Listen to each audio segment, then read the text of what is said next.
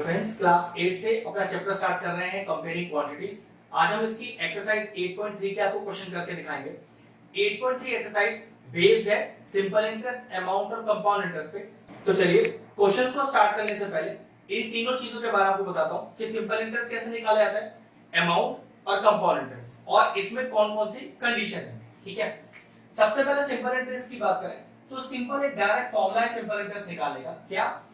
P into T into R upon 100। सो P क्या होता है? प्रिंसिपल। अब प्रिंसिपल क्या चीज है? प्रिंसिपल क्या है कि जो सम ऑफ अमाउंट आप जमा करोगे वही प्रिंसिपल होगा।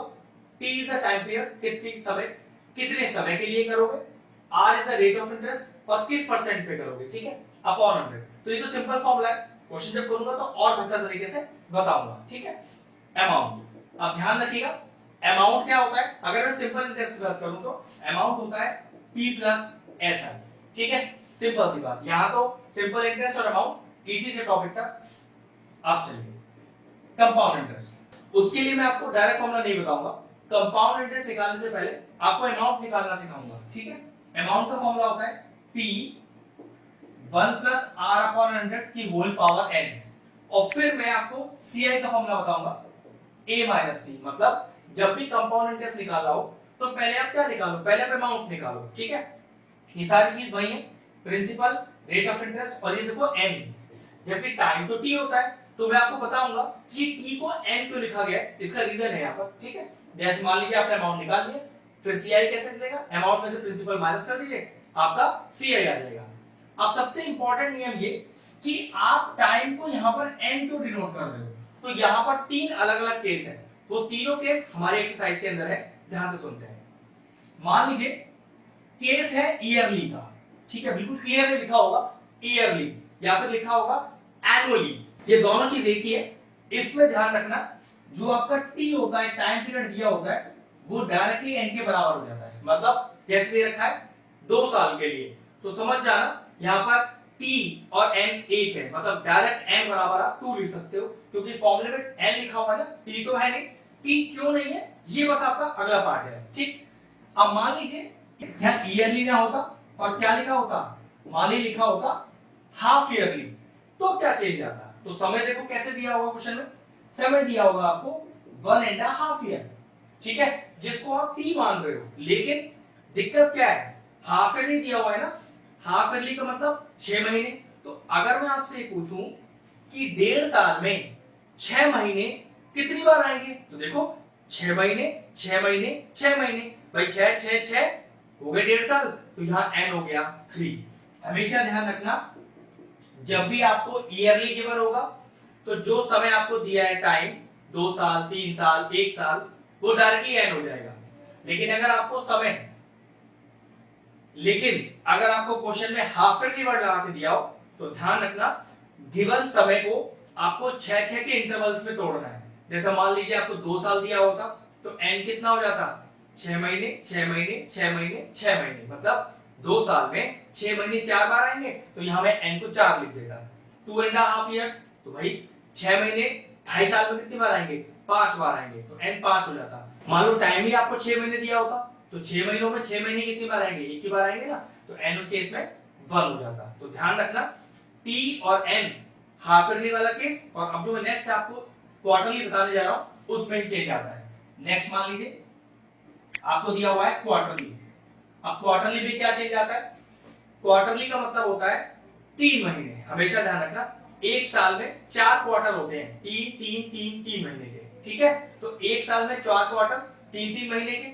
अब मान लो आपको टाइम कितना दिया हुआ है, मान लीजिए आपको टाइम दिया हुआ है 9 मंथ्स, तो ये 9 मंथ्स तो टी है, लेकिन क्योंकि हमें क्वार्टरली दिया है तो चेंज करना है। मतलब 9 महीनों में 3 महीने कितनी बार आएंगे, मैंने बोला था ना क्वार्टर में 3 महीने दिए जाते हैं। जैसे हाफ ईयरली में 6 महीने का स्लॉट होता है, ऐसी क्वार्टरली में 3 महीने का स्लॉट होता है। तो 9 महीनों में 3 महीने कितनी बार आएंगे, तो आप कहोगे 3 और 3 बार आएंगे, तो यहाँ डायरेक्टली n का वैल्यू क्या हो जाएगा, 3 हो जाएगा। मतलब टाइम तो आप 9 महीने लिखोगे, जो फॉर्मूले में n है वहां n को लिखोगे 3। और बताता हूं, मान लीजिए आपको 1 साल दिया हुआ है, टाइम दिया हुआ है 1 ईयर, ठीक है, लेकिन दिया क्वार्टरली है, तो चेक करो कि 3 महीने एक साल में कितनी बार आएंगे? तो पक्की बात 4 बार आएंगे ना, 3 महीने 3 महीने 3 महीने 3 महीने, हो गया पूरा एक साल। लेकिन 4 बार आए तो यहाँ पर डायरेक्टली एन का वैल्यू क्या हो जाएगा? 4 हो जाएगा। तो यहाँ पर इस तरह से टी और एन का रिलेशन है जो यूज करने के लिए सिर्फ होगा हाफ ईयरली और क्वार्टरली में। ईयरली में तो टी और एन बराबर होता है। अब ये पूरा कंसेप्ट हुआ एसआई, अमाउंट और सीआई का। अब चलिए इसकी मैं क्वेश्चन स्टार्ट करता हूं। चलिए क्वेश्चन नंबर 1 स्टार्ट करते हैं अपना। इसमें टोटल 5 पार्ट्स हैं, 1 बाय 1 में सारे पार्ट आपको करके दिखाता हूं। मैं एक्सरसाइज 8.3 स्टार्ट करता हूं, अपनी बुक से पढ़ता हूं, आप अपनी बुक से क्वेश्चन चेक करें। पहला क्वेश्चन है, फर्स्ट क्वेश्चन का पहला part, calculate the amount and the CI. आपको अमाउंट निकालना है और सीआई निकालना है। मैं बिल्कुल प्रॉपर स्टेप लिख के दिखा रहा हूं कैसे लिखना है एग्जाम्स में। फाइंड अमाउंट, अमाउंट लिखकर ए ब्रैकेट में और एक क्वेश्चन मार्क, मतलब ये फाइंड करना है। कंपाउंड इंटरेस्ट भी निकालना है, ये लीजिए, सीआई भी निकालना है। अब देखिए सारी क्वांटिटीज क्या क्या दी हुई है अपने को। ऑन ₹10,800, तो ये 10,800 क्या हो गया? प्रिंसिपल हो गया आपका, ठीक है, ध्यान रखिएगा। On rupees, sum of money, ये सब प्रिंसिपल को डिनोट करते हैं, ठीक है। तो प्रिंसिपल पी लिखकर रुपीज 10,800, और देखिए क्या दिया हुआ है आगे, फॉर 3 इयर्स। अभी तो आपको टाइम को टी ही डिनोट करना है, ठीक है, लेकिन ये n कब बनेगा? अब ये t का वैल्यू n में कितना होगा ये आपको मैं क्वेश्चन करते समय बताऊंगा, ठीक है। आगे देखते हैं। एट 12 1/2% रेट ऑफ इंटरेस्ट दिया हुआ है, 12 1/2%। इसको सही से ना प्रॉपर फ्रैक्शन कर लीजिए। तो 2 12 जा 24 प्लस 1 25/2, तो 25/2% आ गया, ठीक है। और क्या दिया है? Per annum compounded annually. मैंने आपको शुरू में बताया ना, एनुअली, हाफ ईयरली और क्वार्टरली 3 केस होते हैं। एनुअली का मतलब टी और एन बराबर होने चाहिए। तो टी 3 है ना, पक्की बात है, यहाँ पर एन भी आपका डायरेक्टली क्या हो जाएगा? 3 हो जाएगा, ठीक है। यहाँ तो कोई लॉजिक ही नहीं है। परेशानी आपको तब आएगी जब आपको हाफ ईयरली या क्वार्टरली दिया होगा, ठीक। चलिए सारी क्वांटिटीज अपने पास है, अमाउंट निकालते हैं। क्या बताया था मैंने फॉर्मूला अमाउंट का? P 1 प्लस R अपॉन 100 की होल पावर n, सारे वैल्यूज पुट करते हैं। तो amount is equal to P 10,800 plus 1 plus R is 25/2 upon 100, ये लीजिए अपॉन 100 की होल पावर n कितना है? 3। फिर समझ लीजिए ईयरली दिया है ना, तो t और n बराबर होगा, ठीक है। सॉल्व करते हैं। 25 4 100, तो ये कितना आ गया? Amount 10,800 bracket. तो ये अगला स्टेप देखो, तो क्या बचा है यहाँ पर? 1 प्लस 1 अपॉन 8 की होल पावर 3। अब जरा सॉल्व करो, एलसीएम ले लो फटाफट से। कितना आएगा यहाँ पर देखो? 10,800, एलसीएम आ गया 8, तो आ गया 1 8 जाइए और 1 की होल पावर 3। तो आया amount is equal to 10,800 9 upon 8 की होल पावर 3। तो मैंने क्या किया? 3 बार 9 अपॉन 8 लिख दिया। तो सॉल्व करके हमारे पास आ रहा है 15,377.34 रुपीस। तो अमाउंट हमारे पास आ गया। अब निकालते हैं सीआई। अब सीआई का क्या फॉर्मूला बताया था मैंने? Amount minus principal. अमाउंट कितना है अभी? 15,377.34 पैसा माइनस प्रिंसिपल। प्रिंसिपल कितना दिया है क्वेश्चन में? 10,800 माइनस कर लेते हैं। माइनस करके आएगा 4577.34 रुपीस, मतलब 4,577 रुपीस पॉइंट 34 पैसा, ठीक है। फर्स्ट पार्ट क्लियर हुआ। अगला पार्ट करते हैं। चलिए फर्स्ट क्वेश्चन का बी पार्ट करते हैं। क्वेश्चन पढ़ता हूं मैं अपनी बुक से। Find the amount and the compound interest.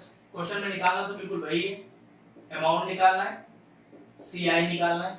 एक चीज का ध्यान रखना है कि एग्जाम में ये अमाउंट का ए और सीआई में सिर्फ सीआई नहीं लिखना है, पूरा प्रॉपर लिखना है। जैसे मैंने आपको फर्स्ट क्वेश्चन करके दिखाया, पूरा अमाउंट लिखकर ब्रैकेट में और फिर उसका वैल्यू, तभी बात बनेगा। क्योंकि जरूरी नहीं है कि ए मतलब हमेशा अमाउंट ही होता है। जब भी हम कोई काम करते हैं और एक वेरिएबल असाइन करते हैं तो उस वेरिएबल को बताना पड़ता है कि क्या हमने लेट लिया हुआ है, ठीक है। ऑन रुपीज 18,000, तो फिर 18,000 क्या चीज है हमारे लिए? ये हो गया हमारा प्रिंसिपल, ठीक है। पूरा प्रिंसिपल ब्रैकेट में पी लिख के लिखना है। फिर दिया हुआ है फॉर 2.5 ईयर। चलिए टाइम दिया है 2.5 ईयर। अब ये जो आपको टी दिया हुआ है ये एन में किसके इक्वल होगा, बस ये चेक करेंगे आगे। Eight 10% per annum compounded annually, eight 10% per annum, ये लिखिए रेट ऑफ इंटरेस्ट और कंपाउंडेड एनुअली दिया हुआ है।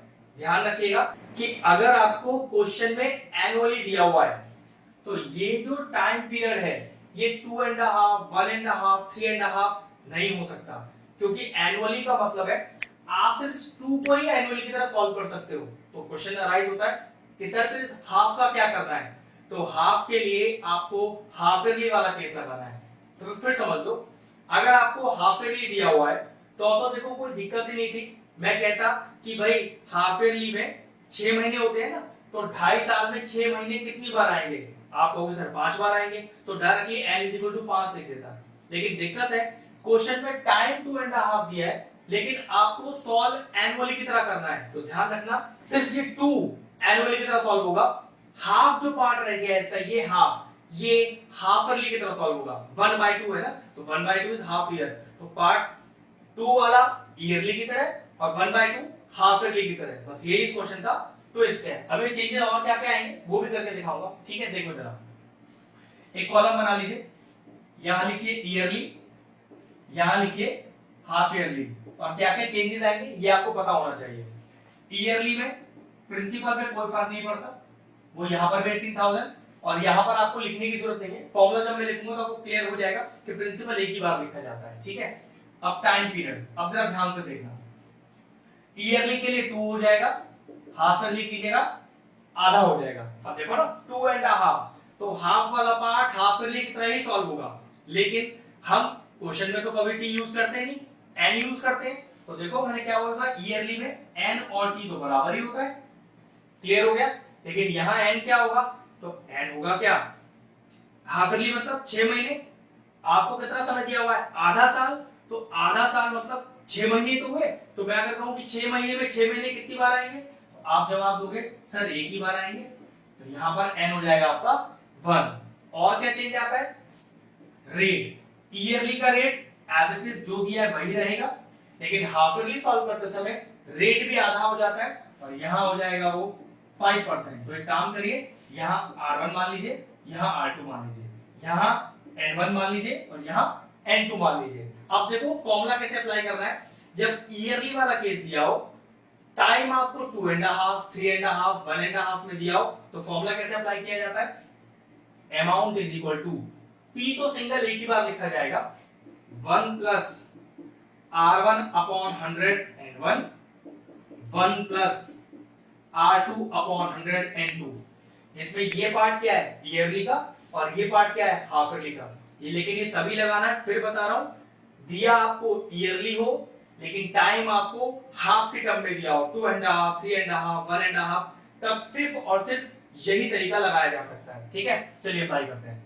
Amount is equal to P तो कभी चेंज हुआ ही नहीं, 1 प्लस, अब क्योंकि ये ईयरली वाला केस है तो चेक कर लो, ईयरली की सारी वैल्यू लिखिए, R अपॉन 100 की होल पावर N1 जो कि 2 है, 1 प्लस R2 क्या हो गया, हाफ ईयरली में रेट आधा हो जाता है, अपॉन 100 की होल पावर N2 मतलब आधा साल, 6 महीने में आधा साल एक ही बार आएगा, ठीक है। तो 1 आ गया यहाँ पर, बस अब काम आपका सॉल्व करने का रह गया, ठीक है। अमाउंट इज इक्वल टू 18,000, ये आ गया आपका एलसीएम लेके 11/10, स्क्वायर लग रहा है तो 11/10 एक बार और लिख दिया, यहाँ पावर बनने कोई दिक्कत नहीं है, कैंसिल आउट कीजिए, 20 आ गया, एलसीएम लीजिए 21/20, बस अब इसे सॉल्व करना रह गया, 3 0, ये नीचे की भी 3 0 चली गई, कितना रह गया, amount is equal to 18 into 11 into 11 into 21/2, और ये सॉल्व करके आएगा, ये आ रहा है सॉल्व करके 22,869 रुपीस। अमाउंट आ गया, सीआई भी निकालना है, फॉर्मूला तो सीआई का वही, क्या अमाउंट माइनस प्रिंसिपल, कितना है अमाउंट 22,869 माइनस प्रिंसिपल 18,000, तो कितना बचा अपने पास, तो ये हो गया आपके पास 4,869 रुपीस। ये लीजिए क्वेश्चन सॉल्व हो गया। ध्यान रखना है जिस बात पे बोला गया है, ईयरली दिया है और आपको टाइम 1.5, 2.5, 3.5 की फॉर्म में दिया है, तो फॉर्मेट इस तरह का होगा, ईयरली और हाफ ईयरली अलग अलग हो जाएंगे, ईयरली में रेट सेम, हाफ ईयरली में रेट आधा, ईयरली में ये जो पहला वाला पार्ट है 2 वो एज इट इज जो कि n कहलाएगा, और जो हाफ वाला पार्ट है वो n2 हो जाएगा, और हाफ ईयरली मतलब 6 महीने, 6 महीने में कितनी बार आएंगे, हाफ ही तो दिया है, हाफ का मतलब 6 महीने तो होता है, तो 6 महीने में 6 महीने एक ही बार आएंगे, तो डायरेक्टली n2 हो गया 1, पूरा फॉर्मूले में डाला, आंसर आ गया अमाउंट, फिर वहां से मैंने निकाल लिया CI। क्वेश्चन का बी पार्ट फिनिश हुआ। चलिए फर्स्ट क्वेश्चन का सी पार्ट पढ़ते हैं। कह रहा है कि find the amount of the compound interest, निकालना तो बिल्कुल वही है, अमाउंट और CI का वैल्यू। देखिए सारी क्वांटिटीज क्या क्या गिवन है अपने को। ऑन ₹62,500, ये क्या हो गया आपके लिए, प्रिंसिपल हो गया 62,500, और क्या दिया हुआ है, फॉर 1.5 ईयर। चलिए टाइम आ गया 1.5 ईयर्स। उसके बाद कह रहा है आपको एट 8% पर एनम, रेट 8% और कंपाउंडेड हाफ ईयरली। बहुत बढ़िया। अब हाफ ईयरली के लिए क्या करना है आपको, हाफ ईयरली मतलब 6 महीने के हिसाब से हर चीज काउंट होगी। तो टाइम कितना दिया आपको, 1.5 साल, 1.5, तो 1.5 में 6 महीने कितनी बार आएंगे, जवाब है 3 बार। तो डायरेक्टली n का वैल्यू कितना हो गया, 3, और रेट कैसा हो जाएगा, आधा हो जाएगा, 8% दिया है, यह कितना हो जाएगा 8/2 इज इक्वल टू 4, और लिख देंगे हाफ ईयरली सॉल्व कर रहे हैं इसलिए ऐसा किया गया। बस कुछ नहीं करना, डायरेक्टली फॉर्मूला अप्लाई करना है। Amount is equal to P 1 plus R/100 की होल पावर n, तो A is equal to P 62,500 plus 1 plus R 4% upon 100 की होल पावर n, जो कि है 3, कैंसिल आउट होगा 25 टाइम्स, एलसीएम ले लो कितना आएगा, ये आएगा आपके पास 26/25 इनटू पावर में 3 है ना, तो फिर मैंने क्या किया, इनटू कर दिया इसे 3 बार। बस आपसे सॉल्व करके लिखना है। ये सॉल्व करके आपके पास आ रहा है 70,304 रुपीस। अब क्या करूं, CI निकालना है, तो CI का तो डायरेक्ट फॉर्मूला लगाना है, अमाउंट माइनस प्रिंसिपल। अमाउंट मैंने अभी निकाला है 70,304 रुपीस माइनस प्रिंसिपल 62,500, माइनस कर लेते हैं, तो ये माइनस करके आएगा 7804 रुपीस। मतलब फाइनल आंसर आया आपका CI 7,804 रुपीस। चलिए फर्स्ट क्वेश्चन का डी पार्ट पढ़ते हैं। निकालना तो वही है, find the amount of the CI। चलिए अमाउंट निकालेंगे, फिर CI निकालेंगे। देख लेते हैं क्या क्या क्वांटिटीज दी हुई है। ऑन ₹8,000, तो ये 8,000 क्या हो गया आपके लिए, ये 8,000 रुपए हो गया आपका प्रिंसिपल, ठीक है। और दिया हुआ है आपको फॉर 1 ईयर एट 9%, 1 ईयर, तो टाइम दे दिया आपको 1 ईयर, और रेट ऑफ इंटरेस्ट दे दिया आपको 9%, ठीक है। कंपाउंडेड हाफ ईयरली, बिल्कुल सेम क्वेश्चन सी वाला है ये, ठीक है। अब मैं आपको चेंजेस बताता हूँ हाफ ईयरली में कैसे करने हैं, तो चेक करो। हाफ ईयरली का मतलब 6 महीने, टाइम कितना दिया है 1 साल, तो 1 साल में 6 महीने कितनी बार आएंगे, जवाब है 2 बार आएंगे, तो n का वैल्यू कितना हो गया 2। अब रेट को भी तो आधा करना है, करो आधा, 9/2%, ब्रैकेट में लिख देते हैं कि हाफ ईयरली सॉल्व कर रहे हैं, ठीक है। और सब क्या करना है, अमाउंट का फॉर्मूला P 1 प्लस R/100 की होल पावर n, तो A is equal to P 1 plus R, जो कि है 9/2 अपॉन 100, ये लीजिए अपॉन 100 की होल पावर n, जो कि है 2, डाल दिया, कितना आ गया, अमाउंट इज इक्वल टू 8,000। अब कुछ कैंसिल आउट तो हो नहीं रहा, तो एलसीएम लेते हैं सीधा, 200 एलसीएम आ गया, तो 200 प्लस 9 की होल पावर 2, ये हो गया amount is equal to 8,000 into 209 upon 200, whole power 2 है, तो 2 बार मल्टीप्लाई करना पड़ेगा। और सब क्या करूं, कैलकुलेशन कर लेता हूं, तो मेरे पास आंसर आएगा 8,736 रुपीस और 20 पैसा। अब अमाउंट आ गया, क्या निकालना रह गया, कंपाउंड इंटरेस्ट रह गया, फॉर्मूला A माइनस B। ए अभी निकाला है 8,736 रुपीस 20 पैसा माइनस प्रिंसिपल जो कि है 8,000, बस अब माइनस कर लो, कितना आ गया 736 रुपीस और 20 पैसा। ये लीजिए, बहुत सिंपल सा क्वेश्चन था, क्लियर हो। अब जो क्वेश्चन का जो ई पार्ट है वो बिल्कुल डी पार्ट जैसे सेम है, कोई ट्विस्ट और कोई चेंज नहीं है, तो वो पार्ट आप खुद कर लीजिएगा। चलिए एक्सरसाइज का क्वेश्चन नंबर 2 करते हैं। अगर आपको इस एक्सरसाइज से जुड़े और सारे बाकी क्वेश्चंस देखने तो आप हमारी प्लेलिस्ट में जाकर देख सकते हैं, सारे क्वेश्चंस कंप्लीटली सॉल्व है विद प्रॉपर एक्सप्लेनेशन के साथ, तो हमारी प्लेलिस्ट चेक करें। तो चलिए क्वेश्चन नंबर 2 स्टार्ट करते हैं। मैं अपनी बुक से पढ़ता हूं। कमला बोरोड ₹26,400। कमला बोरोड, तो क्या चीज आ गया आपके पास, ये आपके पास आ गया, तो प्रिंसिपल आपको दिया हुआ है 26,400 बिल्कुल प्रॉपर स्टेप्स के साथ लिखें, ठीक है। नाउ आगे देखते हैं। From a bank to buy a scooter at the rate of 15%। Rate of interest दिया है आपको जो कि 8 से डिनोट किया जाएगा, कितना 15%। और देखिए क्या दिया हुआ है आगे, कंपाउंडेड ईयरली। ओके, ईयरली दिया हुआ है, मतलब एन और टी बराबर होते हैं इसमें। What amount should she pay at the end of 2 year 4 months to clear the loan? Okay, time दिया हुआ है जिसको T से डिनोट करते हैं हम, 2 years 4 months। अब मैंने आपको क्वेश्चन के स्टार्ट में 3 केस बताए थे, ईयरली, हाफ ईयरली और क्वार्टरली। सच बताओ ये तीनों में से कोई सा केस नहीं है, ये बिल्कुल डिफरेंट केस है, क्योंकि 4 महीने ना तो क्वार्टरली में आता है ना ये हाफ ईयरली में आता है। तो फिर सॉल्व कैसे करेंगे? तो इन स्पेशल केसेस को जहां पर 4 मंथ्स, 5 मंथ्स, 7 मंथ्स इस तरह का केस आ जाए तो फिर सॉल्व करने का तरीका क्या है? बिल्कुल स्पेशल तरीका है, आप ध्यान रख सकते हैं, समझ लीजिए। ना ये हाफ ईयरली की तरह सॉल्व होगा ना ही क्वार्टरली की तरह, बिल्कुल डिफरेंट स्टाइल होगा, ठीक है। चलो ध्यान से देखते हैं। लेकिन याद रखो ये जो 2 ईयर है ये तो बिल्कुल ईयरली की तरह सॉल्व होगा, लेकिन ये जो 4 मंथ्स है इसका सॉल्व करने का तरीका अलग है। चलो देखो जरा, क्या अमाउंट निकालते हैं। तो principal 1 plus R1 upon 100 N1 और 1 प्लस R2 अपॉन 100 N2। अब ये तो कंफर्म है कि हमें दो अलग अलग केस सॉल्व करने पड़ेंगे, जिसमें ये वाला केस तो पूरा ईयरली की तरह सॉल्व होगा, लेकिन ये केस सॉल्व कैसे होगा उसका तरीका देखिए, ठीक है। फॉर्मूला मैंने लिख दिया है, A is equal to P, तो ये हो गया 26,400 1 प्लस R1 अपॉन 100। अब आप कहेंगे इसमें ये R1 क्या चीज है, क्योंकि मेरे पास तो सिंगल R है। तो ध्यान रखिएगा ईयरली वाला केस जब हम सॉल्व करते हैं, मतलब जब हम ये 2 इयर्स को सॉल्व कर रहे होते हैं, तो ये R1 अभी आपका 15 ही रहेगा, ठीक है, अपॉन 100 अपॉन N1। N1 क्या होगा, ये 2 साल, ठीक है। ये N1 और 15 आपका R1। लेकिन ये स्पेशल केस है, स्पेशल केस मतलब 4 मंथ्स। 4 मंथ्स तो ना हाफ ईयरली में होता है ना क्वार्टरली में, तो ये अगला ब्रैकेट कैसा होगा 1 प्लस, ध्यान समझिएगा, R2। अब ये R2 को लिखा कैसे जाएगा वो समझ लीजिए आप जरा। R2 में पहले R की वही वैल्यू 15, लेकिन ये जो 4 मंथ आपको दिया हुआ है ये 4 अपॉन 12 कर दिया जाएगा। कहने का मतलब है 4 मंथ को 12 से डिवाइड करके मैंने ईयर में चेंज कर दिया, और जो अपॉन का 100 है वो एज इट इज नीचे रहेगा, और N2 1।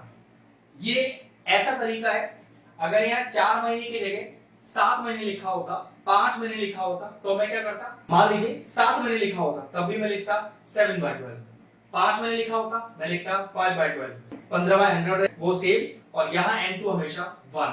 तो समझ जाइएगा 4 months, 5 months, 7 months special case वाला क्वेश्चन है। तो स्पेशल केस के लिए दूसरा ब्रैकेट बनेगा, R की वैल्यू 15/100 रहेगी, लेकिन ये जो समय है 4 मंथ का इसको ईयर में चेंज करके मल्टीप्लाई कर दिया जाएगा, और N2 को हमेशा 1 रखा जाएगा। बस यही इस क्वेश्चन का कांसेप्ट था। बस अब सॉल्व करने रहेंगे, जो फाइनल आंसर आएगा वही आपका नेट आंसर हो जाएगा लास्ट में, ठीक है। सॉल्व करते हैं, कितना आएगा देखिए।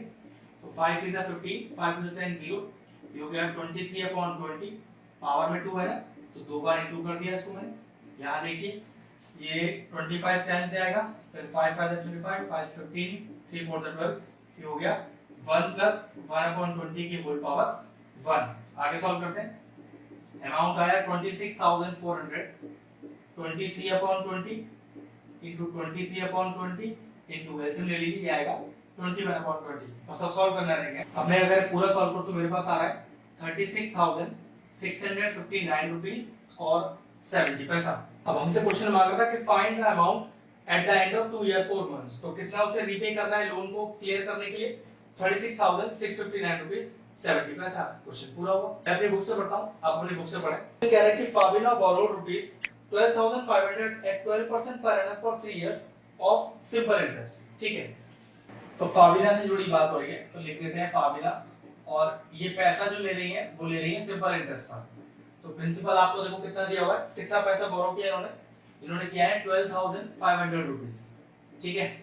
और क्या दिया हुआ है, at 12% per annum for 3 years. Rate of interest दिया है इसका 12%, और टाइम आपको दिया हुआ है 3 साल, ठीक है। तो सबसे पहले क्या करते हैं, ऐसा ही निकाल देते हैं, फिर पढ़ेंगे आगे क्वेश्चन का पार्ट क्या है नेक्स्ट।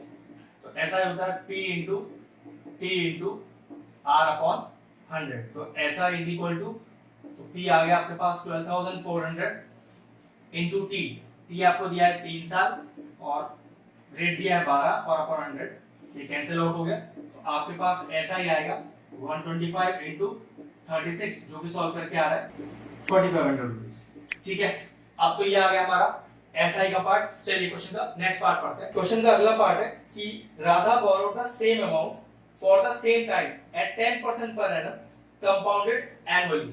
ओके, अब राधा से जुड़ी बात हो रही है, ठीक है, और याद रखिएगा राधा ने कंपाउंड इंटरेस्ट पर पैसा लिया है। पैसा तो इतना ही है 12,500 रुपए, लेकिन रेट ऑफ इंटरेस्ट डिफरेंट है 10% पे, लेकिन टाइम पीरियड सेम है, कितना 3 साल का। तो क्वेश्चन हमसे कह रहा है कि who page more interest and by how much, तो किसने ज्यादा इंटरेस्ट दिया और कितना इंटरेस्ट दिया। तो देखो एसआई तो हमने निकाल लिया है, चलिए सीआई निकालते हैं। अब सीआई निकालने के लिए सबसे पहले क्या निकालना पड़ता है, amount, formula 1 plus R upon 100 की होल पावर n।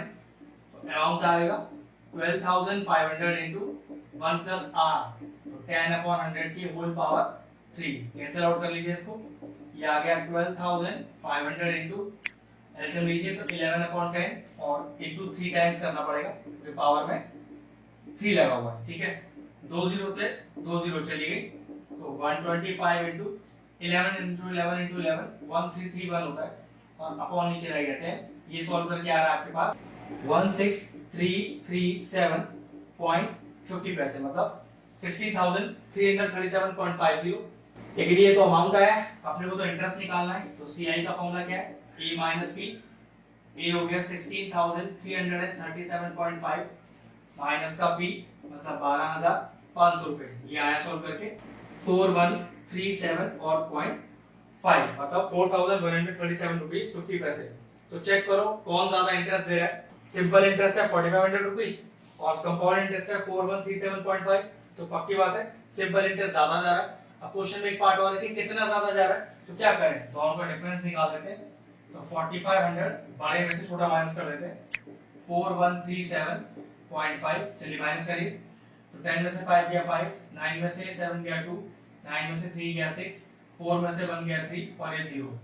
तो कुल मिलाकर कितना सिंपल इंटरेस्ट एक्स्ट्रा जा रहा है, 362 रुपीस और 50 पैसा। क्वेश्चन कंप्लीट हुआ। चलिए क्वेश्चन नंबर 4 सॉल्व करते हैं। मैं अपनी बुक से पढ़ता हूं। क्वेश्चन कह रहा है कि I borrow rupees 12,000 from Jamshed at 6% per annum. ठीक है, आई बोरो मतलब ये हम किसकी बात कर रहे हैं, हम बात कर रहे हैं प्रिंसिपल की। तो हमने कितना बोरो किया, मैंने बोरो किया है 12,000 रुपए, और क्या कह रहा है फ्रॉम जमशेद एट 6%, तो रेट ऑफ इंटरेस्ट दिया है मुझे 6% का, और क्या दिया हुआ है per annum simple interest for 2 years. Okay, time है 2 इयर्स, लेकिन ये पैसा मैंने लिया है जमशेद से सिंपल इंटरेस्ट पे। ठीक है, क्वेश्चन का अगला part, had I borrowed the sum at 6%, मतलब अगर ये पैसा मैं 6% पे ही लेता लेकिन कंपाउंड इंटरेस्ट पे, तो how much extra would I have to pay, तो मुझे कितना एक्स्ट्रा पे करना पड़ता। मतलब कहने का ये हुआ कि पहले इसको सिंपल इंटरेस्ट की तरह निकालो, फिर कंपाउंड इंटरेस्ट की तरह निकालो और चेक करो कितना डिफरेंस आ रहा है इंटरेस्ट में। तो चलिए सबसे पहले एसआई निकालते हैं। तो एसआई का फॉर्मूला होता है P into T into R upon 100। तो P है हमारा 12,000, T हमारे पास है 2, रेट ऑफ इंटरेस्ट 6 और अपॉन 100, ये कैंसिल आउट हो गया 2 0 2 0, तो 120 इंटू 12 हो गया 144 और एक 0 पीछे लग गया, मतलब कुल मिला के सिंपल इंटरेस्ट आया मेरा 1440 रुपीस। लेकिन सोचो क्वेश्चन कह रहा है कि ये पैसा मैंने सिंपल इंटरेस्ट की जगह अगर कंपाउंड इंटरेस्ट पे लिया होता, सारी क्वांटिटीज तो सेम है लेकिन निकालना क्या है कंपाउंड इंटरेस्ट। उसके लिए सबसे पहले हम क्या निकालते हैं, amount, formula A is equal to P 1 plus R upon 100 की होल पावर n। तो A is equal to 12,000 1 plus R है 6% अपॉन 100 की होल पावर 2। अगला स्टेप देखिए, तो 12,000 ये हो जाएगा 106 अपॉन 100, एलसीएम ले लिया, पावर में 2 है तो 2 बार मल्टीप्लाई कर दिया। अब बस क्या करना है, मुझे इसे सॉल्व करना है। तो सॉल्व करके आ रहा है 13,483 रुपीस और 20 पैसा। अब निकालते हैं सीआई का फॉर्मूला A माइनस P, मतलब 13,483.20 पैसा माइनस P कितना है 12,000, तो ये माइनस कर कितना आया, आ रहा है 1,483 रुपीस और 20 पैसा। अगर क्वेश्चन को फिर से एक बार चेक करें, मांगा क्या हमसे, क्वेश्चन कह रहा है कि what extra amount would I have to pay, अगर मैं सिंपल इंटरेस्ट पैसा देता तो 1440 रुपीज देना पड़ता। अब कंपाउंड इंटरेस्ट आ रहा है 1483.20, तो कितना एक्स्ट्रा हो गया? एक्स्ट्रा के लिए क्या करें? माइनस कर देते हैं। तो 1483.20 पैसा में से माइनस कर दीजिए 1440, तो हमारे पास कुल आ जाएगा 43 रुपीज और 20 पैसा। मतलब अगर ये पैसा मैं कंपाउंड इंटरेस्ट पे लेता तो मुझे 43 रुपीज 20 पैसा एक्स्ट्रा पे करना पड़ता है इंटरेस्ट। क्वेश्चन फिनिश हुआ। क्वेश्चन नंबर 5 स्टार्ट करते हैं। मैं अपनी बुक से पढ़ता हूं, आप अपनी बुक से पढ़ें। क्वेश्चन कह रहा है कि Vasudevan invested ₹60,000 at an interest rate of 12% compounded half yearly. What amount would he get after 6 months and 1 year? आसान सा क्वेश्चन, ध्यान से देखते हैं। फिर से पढ़ते हैं एक बार। वासुदेवन इन्वेस्टेड ₹60,000, तो ये जो इन्वेस्टमेंट किया जाता है, सम ऑफ मनी इसको आप बोलते हो, ये एक्चुअली में होता है आपके लिए प्रिंसिपल, जो कि यहाँ पर कितना दिया हुआ है 60,000 रुपए। वासुदेवन ने 60,000 रुपए इन्वेस्ट किए, किस रेट ऑफ इंटरेस्ट पर? 12% पे। तो रेट ऑफ इंटरेस्ट आपको दे दिया है 12%, ठीक है। और देखो दिया हुआ है कंपाउंडेड हाफ ईयरली। अब मैंने आपको वीडियो के स्टार्टिंग में हाफ ईयरली, ईयरली, क्वार्टरली का कांसेप्ट अच्छे से सिखा दिया है, तो ध्यान से उसको देखिएगा मैं कैसे चेंजेस करूंगा, ठीक है। और पहले केस में टाइम दिया है 6 मंथ्स, दो पार्ट है क्वेश्चन के। पहले केस में टाइम है 6 मंथ्स का, और इसी तरह से अगर दूसरे केस की बात करूं तो टाइम है 1 ईयर का। अब ये कंपाउंडेड हाफ ईयरली किस तरह से चेंजेस करेगा वो देखेंगे, ठीक है। सबसे पहले पार्ट 1 की बात करते हैं। अब क्योंकि हाफ ईयरली है, हाफ ईयरली में हमेशा रेट क्या होता है? आधा हो जाता है, तो 12/2 कर दीजिए। चलिए, रेट तो हो गया 6%, लेकिन ये हमारे टाइम पर क्या फर्क डालेगा वो देखते हैं। हाफ ईयरली का मतलब 6 महीने, टाइम भी आपको कितना दिया हुआ है? 6 महीने। तो मैं आपसे कहूं कि 6 महीनों में 6 महीने कितनी बार आएंगे? तो आपको एक बार आएंगे, तो यहाँ पर जो टाइम हो गया इसको आप एन बोलते हो, वो हो गया 1। जैसे यहाँ पर 1 साल दिया है, हाफ ईयरली का मतलब 6 महीने, तो ये 6 महीने 1 साल में कितनी बार आएंगे? पक्की बात 2 बार आएंगे। तो सेकंड केस में जो एन हो जाएगा वो 2 हो जाएगा, क्योंकि 6 महीने का ही निकालना है, हाफ ईयरली का मतलब 6 महीने ही होता है, तो डायरेक्टली एन का वैल्यू 1 हो गया फर्स्ट पार्ट में। बस कुछ नहीं करना, अमाउंट निकालना है। तो पहले पार्ट की बात करें तो अमाउंट का फॉर्मूला तो वही P 1 प्लस R/100 की होल पावर n। तो देखिए P कितना है?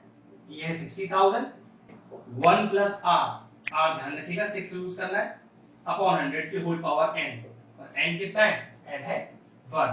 ये देखिए अब आगे 60,000 एलसीएम ले लीजिए, 106 अपॉन 100 आ जाएगा, 2 जीरो से 2 जीरो चले गए, तो 600 इंटू 106 आ गया। तो 2 जीरो तो पीछे लगा लेते हैं, 6 6 36 और 6 पंजा 6, तो 60,000 रुपीस 6 महीने बाद अमाउंट हो जाएगा 63,600। क्वेश्चन का पहला पार्ट फिनिश, क्योंकि आपको सिर्फ और सिर्फ अमाउंट निकालना है। अब पार्ट 2 पर चलते हैं। इसमें टाइम 1 ईयर है, तो मैंने क्या बताया था? चेंज सिर्फ एक चीज में आएगा, टाइम में। क्यों? t बराबर 1 ईयर है, कंपाउंडेड हाफ ईयरली है, मतलब 6 महीने के हिसाब से इसे देखना है। तो 1 साल में 6 महीने कितनी बार आएंगे? 2 बार आएंगे। 6 महीने 6 महीने हो गया 1 साल, इसका मतलब यहाँ n क्या हो गया आपके पास? n हो गया 2, और किसी भी क्वांटिटी में कोई चेंज नहीं आएगा, बस अमाउंट निकाल लेते हैं। फॉर्मूला बिल्कुल यही वाला है, यही अप्लाई करना है। तो P 1 प्लस R/100 की whole power n, A is equal to P जो कि है 60,000, 1 प्लस R 6/100 की होल पावर 2, तो ये हो गया 60,000, ये हो गया एलसीएम लेके 106/100, 2 बार लिखना है क्योंकि पावर में 2 लगा हुआ है। बस अब इसे सॉल्व कर लेते हैं, तो ये आपके पास आएगा 67,416 रुपीस, क्योंकि हमें क्वेश्चन में सिर्फ अमाउंट ही फाइंड आउट करना था दोनों केसेस के लिए। तो हमारे दोनों पार्ट का अमाउंट आ गया। क्वेश्चन नंबर 5 फिर क्वेश्चन नंबर 6 हम आपको करके दिखाते हैं। क्वेश्चन मैं अपनी बुक से पढ़ रहा हूं, आप अपनी बुक से पढ़ें। क्वेश्चन कह रहा है कि Arif took a loan of 80,000 from a bank. तो ये 80,000 क्या डिनोट कर रहा है आपको? ये डिनोट कर रहा है प्रिंसिपल।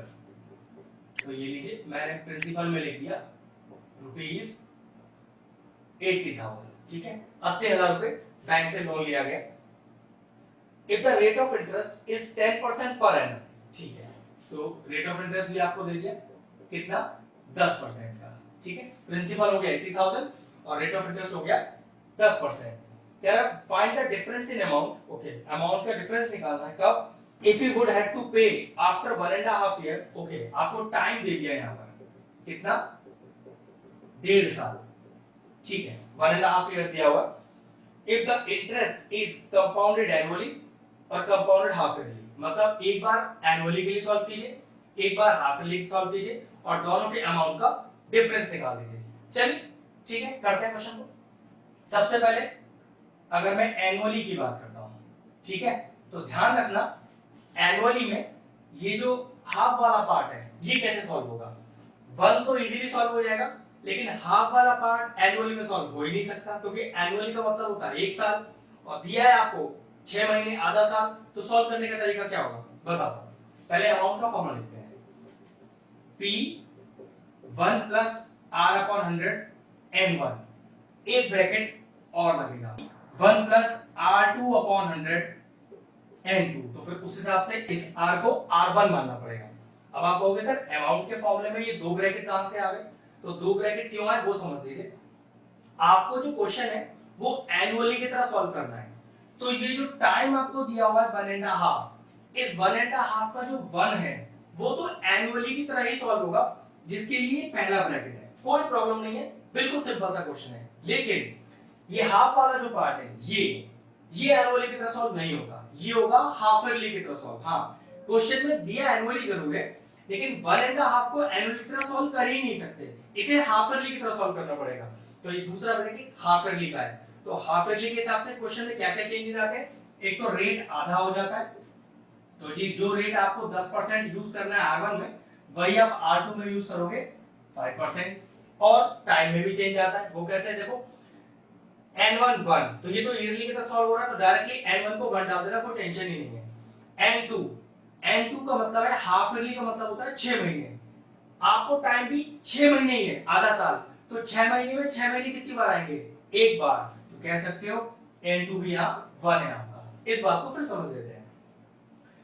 N1 is 1, क्योंकि 1 ईयर दिया हुआ है, सोचो यहाँ पर अगर 2 1/2 ईयर दिया होता तो N1 2 हो जाता उस केस में, लेकिन N2 आधा साल ही तो है, तो हाफ ईयरली का मतलब होता है 6 महीने, तो 6 महीने में 6 महीने मतलब आधा साल कितनी बार आएगा, एक ही बार तो आएगा भाई, 6 महीने मतलब आधा साल हो गया, एक ही बार आया, तो N2 हो गया 1 यहाँ पर, ठीक है। बस अब सारी वैल्यूज पुट करके सॉल्व करना है। Amount is equal to P जो कि है 80,000 ब्रैकेट 1 प्लस R1, ये इस समझ लो कि ये R1 ही है आपका, ठीक है, 10 अपॉन 100 की होल पावर N1 कितना है, ये रहा 1 प्लस R2 5 अपॉन 100 की पावर N2 1, बस अब कुछ नहीं रह गया, इस ब्रैकेट को सॉल्व करना है, मेन पार्ट तो हमारा हो गया।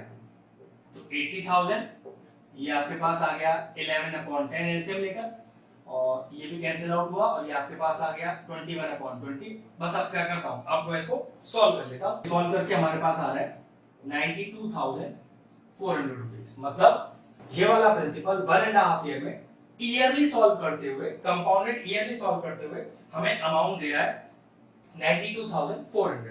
अब ये कह रहा है बिल्कुल यही क्वेश्चन है सेम, लेकिन सॉल्व हाफ ईयरली की तरह करना है। तो फिर देखिए क्वेश्चन में चेंजेस क्या आएंगे।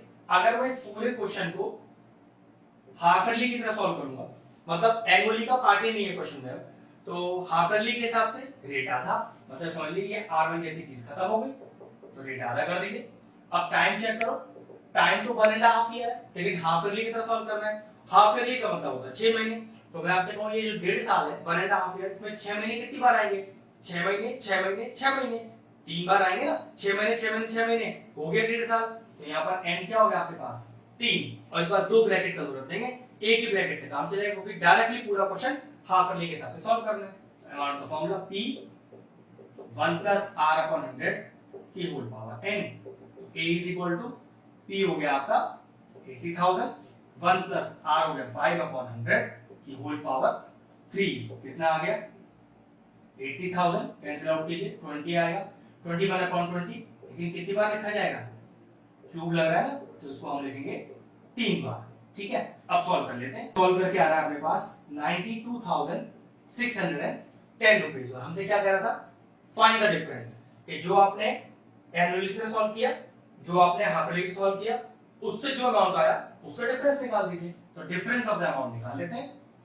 तो डिफरेंस कैसे निकालेंगे, बड़े में से छोटा वाला माइनस कर दीजिए, तो 92,610 में से 92,400 माइनस हो जाएगा, तो 92,610 माइनस करिए कितना 92,400, तो ये गया 0 1 और 2, तो कुल मिला के दोनों अमाउंट का डिफरेंस कितना आया, ये आया 210 रुपए, 210 रुपीस। क्वेश्चन फिनिश हो। देखिए क्वेश्चन नंबर 7 करते हैं। आप अपनी बुक से पढ़े, मैं अपनी बुक से पढ़ता हूँ। क्वेश्चन कह रहा है कि Maria invested ₹8,000 in a business, ठीक है। तो इन्वेस्टमेंट दिया है, जो कि हमारे लिए क्या होता है, इन्वेस्टमेंट हमारे लिए कहलाता है प्रिंसिपल। ये प्रिंसिपल हो गया हमारे पास 8,000 रुपए। और देखिए आगे क्वेश्चन में क्या दिया हुआ है। क्वेश्चन में कह रहा है कि she would be paid interest 5% per annum compounded annually. Okay, तो रेट ऑफ इंटरेस्ट आपको है 5% का, ठीक है, 5% का रेट ऑफ इंटरेस्ट दिया हुआ है। Find the amount credited against her name at the end of second year. दूसरा केस है the interest for the third year. पहली बात का हमेशा ध्यान रखें कि ये जो डायरेक्टली अमाउंट और कंपाउंड इंटरेस्ट के फॉर्मूलेस होते हैं, ये आप तब लगा सकते हैं अगर आपसे क्वेश्चन ये कहा जाए टोटल 3 साल में कितना इंटरेस्ट मिलेगा, 2 साल में कितना इंटरेस्ट मिलेगा। अगर क्वेश्चन 2 साल का ना बोलकर दूसरे साल का बोले, तीसरे साल का बोले, क्योंकि दूसरा साल तो एक ही है ना, पर्टिकुलर दूसरे साल का, पर्टिकुलर तीसरे साल का, तो डायरेक्टली कंपाउंड इंटरेस्ट का या अमाउंट का फॉर्मूला अप्लाई नहीं किया जा सकता। मतलब आपको 1 ईयर करके ही क्वेश्चन को सॉल्व करना पड़ेगा। फिर समझा देता हूं वाली बात। Find the interest eight the end of second year, दूसरे साल के आखिर में। इसका मतलब सिर्फ दूसरे साल के आखिर में, ना कि पहले 2 साल का। अगर दोनों साल का एक साथ मांगता तो डायरेक्टली फॉर्मूला अप्लाई हो सकता है। पर्टिकुलर दूसरे साल में मांग रहा है या तीसरे साल का, क्योंकि तीसरा साल या दूसरा साल तो एक ही माना जाएगा ना, तो आप डायरेक्टली फॉर्मूला अप्लाई नहीं कर सकते अमाउंट का या सीआई का। कैसे निकालना है, फर्स्ट ईयर का अलग, सेकंड ईयर का अलग, थर्ड ईयर का अलग, इस तरह से निकलेगा, ठीक है। चलिए देखते हैं आप सबसे हम कैसे निकाल रहे हैं। पहले हम फर्स्ट ईयर का निकाल रहे हैं, तो डायरेक्टली N1। सेकंड ईयर का निकाल रहे हैं N1, क्योंकि सेकंड ईयर तो एक ही है ना, तो N1 ही लिया जाएगा। फिर मैं थर्ड ईयर का निकालूंगा तो फिर N1 लिया जाएगा। क्यों, तीसरा साल तो एक ही है ना, तो एक साल में N हमेशा 1 कहलाएगा। तो चलिए, और जब हम ईयरली वाइज सॉल्व करते हैं, ध्यान रखिएगा, जब हम एक एक ईयर करके सॉल्व करते हैं तो हम फॉर्मूला अप्लाई करते हैं सिंपल इंटरेस्ट का। और वो कैसे बनता है कंपाउंड इंटरेस्ट, वो बताता हूं, ठीक है। सबसे पहले फर्स्ट ईयर का ध्यान रखिए, जब भी आप साल भर का निकालते हो तो जो पहला साल होता है वो सिंपल इंटरेस्ट का केस हो या कंपाउंड इंटरेस्ट का केस हो, पहला साल सिंपल इंटरेस्ट ही होता है दोनों ही केस में, ठीक है। तो चलिए, पहले साल का सिंपल इंटरेस्ट, ठीक है। कंपाउंड इंटरेस्ट भी सिंपल इंटरेस्ट ही होगा फर्स्ट ईयर के लिए, ध्यान रखना, क्योंकि जो कंपाउंड इंटरेस्ट होता है वो हमेशा सेकंड ईयर से स्टार्ट होता है, पहले साल में हमेशा सिंपल इंटरेस्ट ही बोला जाता है, ठीक है। तो P into T into R upon 100। तो चलिए, कितना आ गया, P आपका 8,000 है, T मैंने बोला था टाइम तो एक ही साल लेना है आपको, इंटू आर और अपॉन 100। ये 2 0 से 2 0 चला गया, तो सिंपल इंटरेस्ट कितना आया पहले साल का, 80 इंटू 5 कर लिया, तो ये आ गया आपके पास 450 रुपीस। अब मैं निकालता हूं अमाउंट क्या होता है एसआई वाले केस में, P plus SI, principal plus simple interest करते हैं, तो पहली ईयर का अमाउंट आ जाएगा। तो देखिए जरा, प्रिंसिपल है 8,000 और सिंपल इंटरेस्ट आया है 450, तो अमाउंट आ गया 8,450 रुपीस। जब आप ईयरली की तरह सॉल्व करते हो तो जो पहले साल का अमाउंट होता है वो सेकेंड ईयर का प्रिंसिपल बन जाता है। अब मैं अगर सेकेंड ईयर लिख रहा हूं तो प्रिंसिपल हमारा पहले साल का अमाउंट बन जाएगा, जो कि हो गया 8450, ठीक है। टाइम एक साल, फिर सेकेंड ईयर का निकाल रहे हैं, सेकेंड ईयर तो एक ही है, ठीक है, रेट सेम रहेगा, कोई चेंजेस नहीं, और फॉर्मूला एसआई का ही लगेगा। तो P into T into R और अपॉन 100, 0 से 0 चला गया, 5 2 10, ये हो गया 845 अपॉन 2, और सॉल्व करके आ रहा है 422 और 50 पैसा। तो ऐसा ही आ गया। अब मुझे सेकंड ईयर का अमाउंट निकालना है, फॉर्मूला क्या बताया था, P प्लस SI।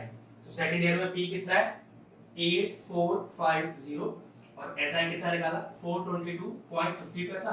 अब इन्हें जोड़ लेते हैं, ये आ रहा है 8872.50 पैसा। मतलब सेकंड ईयर के एंड में जो अमाउंट हुआ वो हुआ 8872.50 पैसा, जो कि थर्ड ईयर का प्रिंसिपल बनेगा। लेकिन जरा चेक करना हमें क्वेश्चन का जो फर्स्ट पार्ट क्या कह रहा है, the amount credited against her name at the end of second year. तो कितना अमाउंट उसके बैंक के अकाउंट में दूसरे साल के एंड में आ जाएगा। तो चेक करो दूसरे साल के एंड में कितना अमाउंट आ जाएगा। तो पहला पार्ट का आंसर आ गया 8872.50। ठीक है, अब सेकंड पार्ट जो क्या कह रहा है, the interest for the third year. अब तीसरे साल में इंटरेस्ट कितना आएगा। तो देखो जो दूसरे साल का अमाउंट है वही क्या बनेगा, वो तीसरे साल का बनेगा प्रिंसिपल। तो प्रिंसिपल हो गया 8872.5 टाइम एक ही साल, क्योंकि तीसरा साल तो एक ही है ना आपके लिए, और रेट ऑफ इंटरेस्ट कोई चेंज नहीं। लेकिन इस बार सिर्फ हमें इंटरेस्ट निकालना है, अमाउंट नहीं। तो बस ये जो ऐसा ही आएगा वही आपका फाइनल आंसर हो जाएगा। फॉर्मूला आपके पास वही है, सेम डालिए वैल्यूज। तो 8872.5 into 1 into r पर 100 पर सॉल्व करके आ रहा है, ये आ रहा है 443.62 रुपीस, मतलब 443 रुपीस और 62 पैसा। तो थर्ड ईयर में जो इंटरेस्ट है वो इतना बना, बस हमसे इंटरेस्ट तक ही मांगा हुआ है, आगे अमाउंट निकालने के लिए नहीं बोल रहा है। क्वेश्चन नंबर 8 करते हैं, आप अपनी बुक से पढ़े, मैं अपनी बुक से पढ़ता हूं। Find the amount and the CI. Okay, amount निकालना है अपने को, ठीक है, और अपने को सीआई भी निकालना है, दोनों चीजें फाइंड आउट करनी है इस बार। ऑन रुपीज 10,000, तो ये ऑन रुपीज 10,000 क्या है आपके लिए, ये आपके लिए हो गया प्रिंसिपल। तो ये लीजिए 10,000 आपका प्रिंसिपल हो गया। फिर क्या कह रहा है आगे, फॉर 1.5 ईयर, टाइम दे दिया आपको 1/2 इयर्स। ठीक है, आगे देखिए क्या कह रहा है, एट 10% पर एनम, और रेट ऑफ इंटरेस्ट दे दिया आपको कितना 10%। आगे चेक करते हैं हमसे क्वेश्चन में क्या पूछ रहा है, compounded half yearly. Okay, half yearly है तो ध्यान रखिएगा हाफ ईयरली का मतलब क्या होता है, रेट हो जाएगा आधा, और ये जो टाइम पीरियड 1.5 साल का, इसे 6 महीने के हिसाब से काउंट करेंगे। मतलब अब 1.5 साल में 6 महीने कितनी बार आएंगे, तो जवाब है 3 बार, तो n यहाँ पर 3 हो जाएगा। ठीक है, क्वेश्चन पढ़ते हैं आगे और क्या कह रहा है, would this be interest more than the interest he would get if it was compounded annually. तो जो हाफ ईयरली के हिसाब से सॉल्व करते हुए इंटरेस्ट आएगा, क्या वो इंटरेस्ट ज्यादा है अगर ये पूरा क्वेश्चन एनुअली की तरह सॉल्व होता।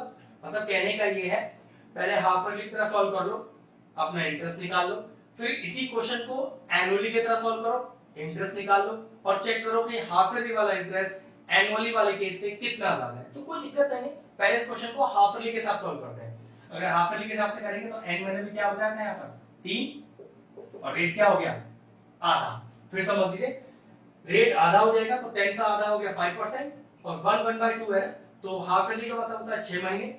1.5 साल में 6 महीने कितनी बार आएंगे, 6 महीने 6 महीने 6 महीने हो गया 1.5 साल, कितनी बार है 6 महीने 3 बार है, तो मैंने इनको डायरेक्टली t लिख दिया। चलिए अमाउंट निकालते हैं, p 1 + r/100 की होल पावर n, तो a = p का वैल्यू डाला 1 + r इज 5/100 की होल पावर 3, ये कितना आ गया देखिए 10,000, ये 20 टाइम्स कर दिया तो एलसीएम लीजिए 21 + 20 + 1 21/20, और कितनी बार लिखा 3 बार लिखा। और इसको मैं अब क्या करता हूं सॉल्व कर लेता हूं, सॉल्व करके आ रहा है, ये आ रहा है 11,576.25 पैसे आ गया हमारे पास अमाउंट। अब निकालते हैं इसका सीआई। तो सीआई कितना होता है, ये होता है a - b, a है 11,576.25 माइनस 10,000, तो हमारे पास कितना आ गया 1,576.25 पैसे। तो अगर मैंने इस पूरे क्वेश्चन को हाफ ईयरली की तरह सॉल्व किया तो मेरा कंपाउंड इंटरेस्ट ये आया। अब कह रहा है इस पूरे क्वेश्चन को एनुअली की तरह सॉल्व करो। अब एनुअली सॉल्व करने की एक दिक्कत है, आर में तो कोई चेंज नहीं आएगा, लेकिन दिक्कत है यार टाइम ही आपको 1.5 है, तो ये जो 1.5 का 1 है सिर्फ इसी को ईयरली की तरह सॉल्व किया जा सकता है। ये जो हाफ वाला पार्ट है इसमें आपको हाफ ईयरली वाला केस ही लगाना पड़ेगा, इसका ध्यान रखना है। तो बस उतना चेंजेस कर लेते हैं।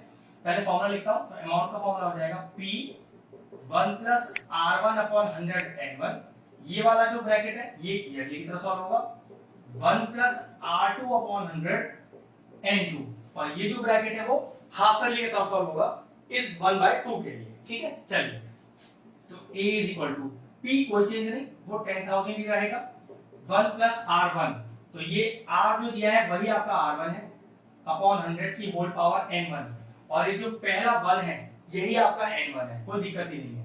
लेकिन दिक्कत सेकंड ब्रैकेट की है। R2 हाफ ईयरली की तरह सॉल्व करो तो 10 का आधा करो 5 हो जाएगा, तो 1 प्लस 5/100 की होल पावर n2। अब 6 महीने का लॉजिक देखना है और टाइम कितना है 1/2, मतलब 6 महीने दिया हुआ है, 6 महीने का लॉजिक देखना है। तो 6 महीने में 6 महीने कितनी बार आएंगे, एक बार आएगा, तो यहाँ n2 भी कितना हो गया 1।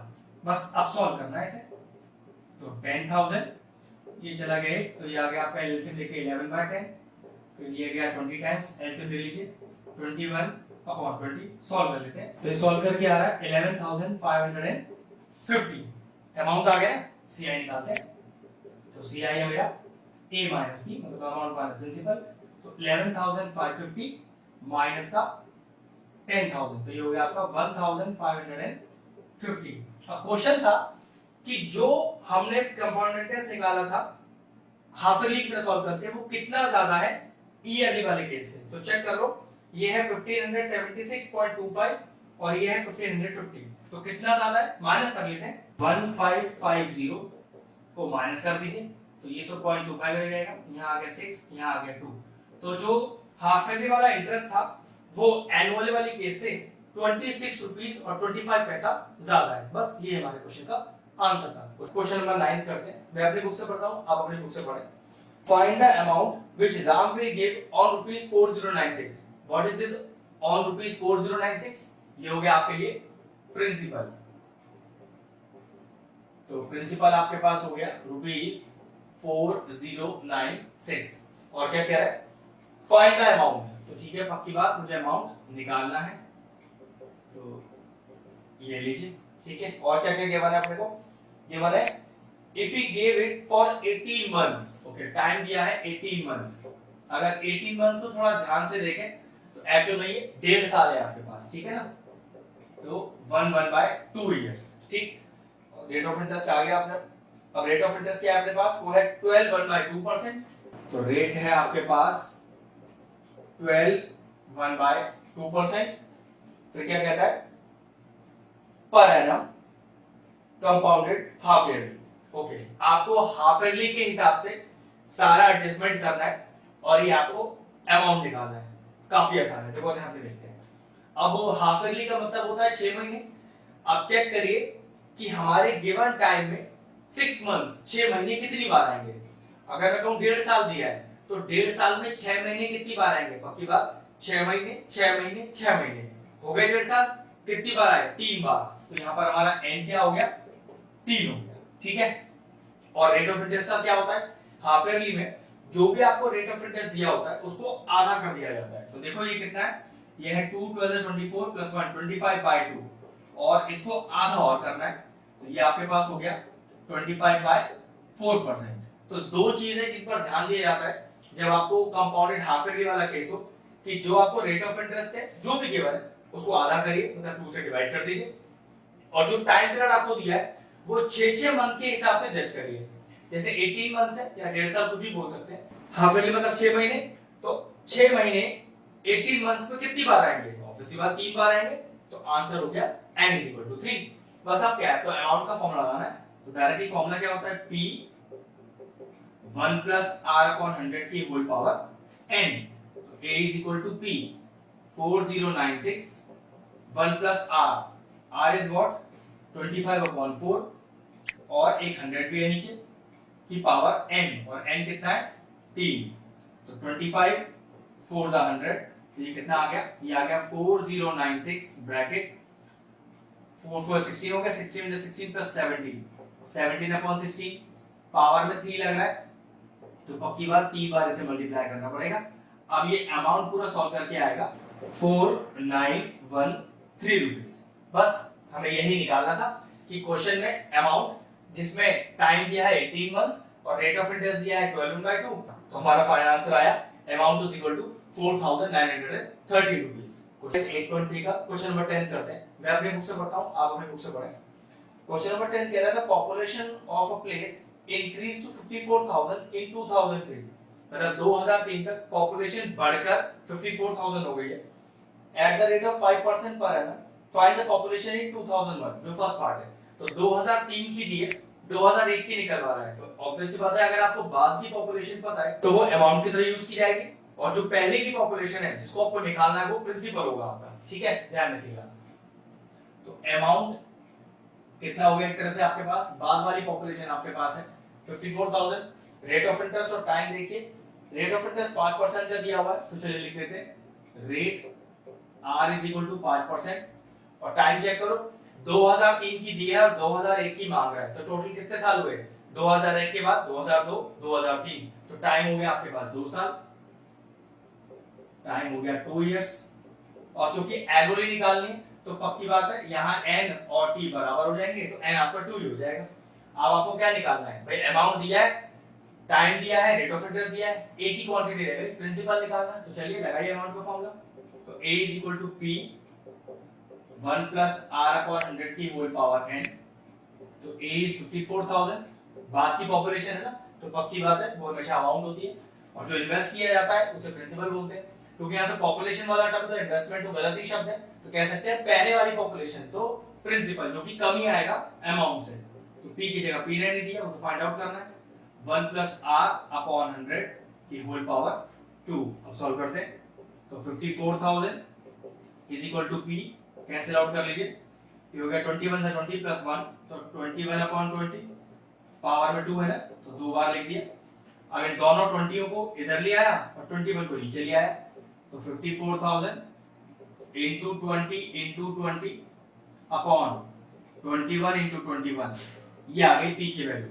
बस अब करना क्या है, सॉल्व कर लेते हैं इसको। ये हमारे पास आ गया सॉल्व करके 48,979.59। अब पॉपुलेशन जैसी चीज डेसिमल में तो हो नहीं सकती, तो पक्की बात है अप्रोक्सीमेट करना पड़ेगा इसे। तो 979.59 ना, तो 79 को 80 लिख देते हैं, तो ये हो गया पॉपुलेशन आपका 48,980। ठीक है, तो ये भी क्लियर हो गया, क्योंकि प्रिंसिपल निकाल रहे हैं तो जो कि अमाउंट से छोटा ही होना चाहिए था।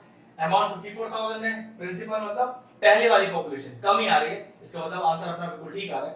तो फर्स्ट पार्ट का फाइनल आंसर आया 48,980। अब क्वेश्चन का एक पार्ट और भी दिया हुआ है, कह रहा है कि what was the population in 2005, मतलब इधर बाद की पॉपुलेशन मांग रहा है, तो पक्की बात है ये 54,000 क्या होगा, इस बार प्रिंसिपल की तरह यूज होगा। हमेशा ध्यान रखना, जो बाद वाली चीज है जो ज्यादा आएगी आपके पास वो अमाउंट होगा, तो पक्की बात कम वाला पार्ट आपका प्रिंसिपल होगा, क्योंकि आपको बाद वाली पॉपुलेशन निकालनी है, तो पक्की बात है वो 54,000 से तो बड़ी आएगी, तो 54,000 यहाँ पर किस तरह से यूज होगा, वो यहाँ प्रिंसिपल की तरह यूज होगा, और सब कुछ बिल्कुल सेम है, रेट 5%। अब टाइम की बात करें तो टाइम कितना दिया हुआ है, हमसे इस बार जो सेकंड पार्ट में टाइम निकलवा रहा है वो निकलवा रहा है 2005 का, और ये जो हमें 54,000 दिया हुआ था ये टाइम दिया था 2003 का, तो पक्की बात है हमें 2 साल बाद की पॉपुलेशन निकालनी है, तो टाइम कितना हो गया 2 इयर्स। भाई समझ लीजिए इस बात को, 2003 में 54,000 थी, 2005 में निकलवा रहे हैं, तो 2 साल बाद की पॉपुलेशन निकलवा रहे हैं, तो पक्की बात है वो इस बार 54,000 से ज्यादा ही आनी चाहिए। ठीक है, तो लगाइए अमाउंट का फॉर्मूला। अमाउंट होता है p 1 प्लस r अपॉन 100 की होल पावर n। तो amount is equal to 54,000 1 plus 5 upon 100 की होल पावर n, और n कितना है आपका 2। ठीक है, तो 54,000 सॉल्व करिए, ये 20 टाइम्स चला जाएगा, मिक्स फ्रैक्शन सॉल्व करते हैं, 21 से 20 प्लस 1 21 अपॉन 20, और पावर में 2 लग रहा है तो 2 बार सॉल्व भी हो जाएगा, ये 2 जीरो से यहाँ 2 जीरो चले गए, कितना बचा 540 into 441 अपॉन 4, और ये सॉल्व करके आ रहा है 59,535। पक्की बात है पॉपुलेशन जो है वो 54,000 से ज्यादा ही आई है ना, तो ये शो करता है कि हमारा आंसर बिल्कुल परफेक्ट है। क्वेश्चन दोनों पार्ट फिनिश हो। क्वेश्चन नंबर 11 करके दिखा रहा है, मैं अपनी बुक से पढ़ता हूं, आप अपनी बुक से पढ़ें। In a laboratory, the count of bacteria in a certain experiment was increasing at the rate of 2.5% per hour. Okay, तो रेट ऑफ इंटरेस्ट दिया हुआ है, लेकिन देखो आपके पास लिखा क्या है 2.5% पर आवर। देखिए इसका क्या मतलब है यहाँ पर, find the bacteria count at the end of 2 hour, मतलब आपको निकालना भी 2 आवर्स का ही है। तो ध्यान रखिएगा ये पर एनम करने का जरूरत नहीं है, क्योंकि पर आवर दिया है और फाइंड आउट भी पर आवर का ही करना है। ठीक है, तो डायरेक्टली आपको एन कितना हो गया 2। ठीक है, अगर मान लो क्वेश्चन में होता 2.5 पर एनम, तो आपको भी निकालना भी तो 2 साल का ही पड़ता, तो पर आवर दिया है 2 घंटे का ही निकालना है, तो ये बिल्कुल सेम टर्म है, आपको कोई चेंजेस करने का जरूरत नहीं है क्वेश्चन में। If the count was initially 5,06,000 okay, principal दे दिया इनिशियली है ना, तो 5 लाख और 6,000। तो क्वेश्चन कह रहा है कि अगर बैक्टीरिया काउंट अभी इतना है तो 2 घंटे बाद इस रेट के हिसाब से कितना हो जाएगा, मतलब ज्यादा ही होगा पक्की बात है, तो अमाउंट निकालना है आपको। तो कुछ मत करिए, बस अमाउंट का फॉर्मूला लगा दीजिए, p 1 प्लस r अपॉन 100 की होल पावर n। तो व्हाट इज योर a, वो फाइंड करना है। p आपको दिया है 5,06,000, 1 प्लस r इज 2.5 और अपॉन 100 एज इट इज की पावर 2। नेक्स्ट सॉल्व करते हैं, 506,000। अब ये कितना होगा देखो आपके पास, अगर मैं ऐसे डेसिमल हटाऊं तो नीचे 0 बढ़ जाएगा, ठीक है। तो 25 और ये हो गया 40 टाइम था आपके पास, तो 40 मींस 40 प्लस 1, तो 41 अपॉन 40, पावर में 2 है तो मैंने इसे 2 बार मल्टीप्लाई कर लिया। अब इसे सॉल्व कर लेते हैं। तो ये आपके पास सॉल्व करके आ रहा है 531,616.25। अब वही बात, काउंट फिर से डेसिमल पे तो नहीं रख सकते, तो क्या करते हैं, इसे अप्रोक्सीमेट कर लेते हैं। अब डेसिमल के बाद 25 है, मतलब डेसिमल के बाद का जो टर्म 2 है वो 5 है, उससे छोटा है, तो उसको अप्रोक्सीमेट करते समय डायरेक्टली सिर्फ आप ये लिखेंगे। तो 2 घंटे बाद जो बैक्टीरिया काउंट है वो हो जाएगा 531,616। एक्सरसाइज 8.3 का क्वेश्चन नंबर 12 करते हैं। मैं अपनी बुक से पढ़ता हूं, आप अपनी बुक से पढ़ें। A scooter was bought at ₹42,000. Its value depreciate, मतलब वैल्यू कम हो जाता है, इससे क्या चेंजेस आएगा फॉर्मूले पर वो चेक करेंगे। At the rate of 8% per annum, find the value after 1 year. एक साल बाद उसका वैल्यू कितना हो जाएगा। तो देखिए ना, प्रिंसिपल जिस रेट पर उसे खरीद के लाया गया दैट इज 42,000, और जो रेट ऑफ इंटरेस्ट दिया हुआ है वो दिया हुआ है आपको 8% का, रेट हो गया 8%। और लेकिन इस बार क्वेश्चन कह रहा है कि इसकी वैल्यू घट गई है, तो ये हमारे फॉर्मूले पे क्या फर्क डालता है। तो देखिए ना, अमाउंट का फॉर्मूला क्या सीखा हमने, p 1 प्लस r अपॉन 100 की होल पावर n। लेकिन ये फॉर्मूला तब अप्लाई किया जाता है, प्लस का निशान, अगर वैल्यू बढ़ रहा हो। लेकिन क्वेश्चन में क्या कर रहा है, द वैल्यू डिप्रिशिएट्स, तो पक्की बात है ये प्लस क्या हो जाएगा, माइनस हो जाएगा, क्योंकि पक्की बात है आंसर जो आएगा वो 42,000 से कम आएगा और वो बाद की वैल्यू होगी। पक्की बात, अमाउंट ही आएगा लेकिन कम मात्रा में। जब वैल्यू डिप्रिशिएट होता है तो हमारा अमाउंट प्रिंसिपल वैल्यू से हमेशा कम हो जाता है और यहाँ पर एक बीच में माइनस आ जाता है। बस ठीक है, फॉर्मूला लगा दीजिए। तो p 42,000 1 माइनस r 8 अपॉन 100 की होल पावर 1, क्योंकि आपको एक साल बाद की वैल्यू ही निकालनी है, मतलब एक साल के लिए, और बाद की वैल्यू कम ही आएगी, इसलिए हमने यहाँ माइनस लगा दिया। डिप्रिशिएट कह रहा है ना, डिप्रिशिएट का मतलब कम वैल्यू आएगी। तो ये हो गया 42,000, तो 100 1 100 minus 8 that is equal to 92 और अपॉन 100, ये 2 0 से 2 0 चला गया, तो 420 को 92 से मल्टीप्लाई करके आ रहा है 38,640 रुपीज। मतलब जो स्कूटर 42,000 रुपीज का खरीदा गया था, एक साल बाद उसका वैल्यू घटकर रह गया 38,640। क्वेश्चन फिनिश हुआ। अगर आपको हमारा वीडियो इंफॉर्मेटिव लगा हो तो हमारे चैनल मैथ्स प्लीज को सब्सक्राइब कर लें और साथ में लगे बेल आइकन को भी हिट कर दें, जिससे आगे आने वाले वीडियोस का नोटिफिकेशन आपको सबसे पहले मिल जाए।